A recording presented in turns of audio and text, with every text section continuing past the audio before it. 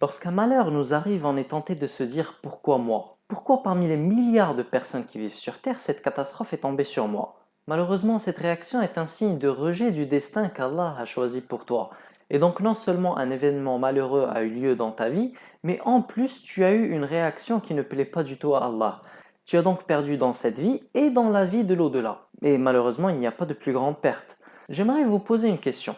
Pourquoi, à votre avis, Allah dit dans Al-Fatiha Alhamdulillahi Rabbil Alamin, Ar-Rahman Ar-Rahim, le tout miséricordieux, le très miséricordieux. Ma question est que puisque Allah est si miséricordieux, pourquoi t'affliger par un tel malheur dans ta vie? Avant d'y répondre, j'aimerais parler d'un événement qui m'est arrivé récemment. Une grande partie d'entre vous le savent déjà, j'ai une autre chaîne du nom de Dr Asus que j'utilise pour expliquer ou bien faciliter la mémorisation des cours de médecine, et après 5 ans d'évolution de la chaîne, je suis arrivé à 105 000 abonnés. Et là, j'ai fait une erreur malheureusement et on m'a piraté la chaîne, et j'ai ainsi tout perdu. Il se trouve qu'en cette période, je commençais à me préoccuper plus de mon travail et je ne prenais pas soin de ma relation avec Allah. Et bien sûr, puisque c'est Allah qui m'a pris la chaîne pour me tester, je me suis dirigé vers lui pour me la rendre, car personne d'autre ne peut m'aider à la récupérer. Toute aide humaine n'est qu'un intermédiaire qu'Allah utilise. Et donc j'ai commencé à faire des du'a afin de demander à Allah de me la rendre. J'étais dans le besoin et Allah aime quand on se dirige vers lui dans le besoin. أَمَّنْ يُجِيبُ الْمُضْطَرَّ إِذَا دَعَاهُ وَيَكْشِفُ السُّوءَ. N'est-ce pas lui qui répond à l'angoissé quand il l'invoque et qui enlève le mal? Et là j'ai demandé et demandé pendant plusieurs jours, mais rien. Il ne se passait rien. Au contraire, ça devenait de pire en pire.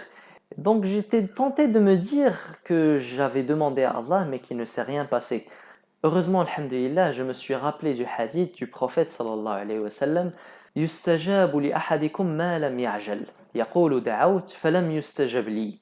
Votre invocation peut être entendue et acceptée tant qu'il n'y a pas de précipitation de votre part. C'est-à-dire que vous vous mettiez à dire j'ai invoqué mais je n'ai pas été accepté. Le hadith est dans Sahih al-Bukhari. Et donc j'ai compris que j'avais juste besoin d'être plus patient et de continuer à faire des du'a. Ça a pris une vingtaine de jours et j'ai enfin pu récupérer ma chaîne, alhamdulillah. Revenons donc à notre question. Puisque Allah est si miséricordieux, pourquoi t'affliger par un tel malheur dans ta vie?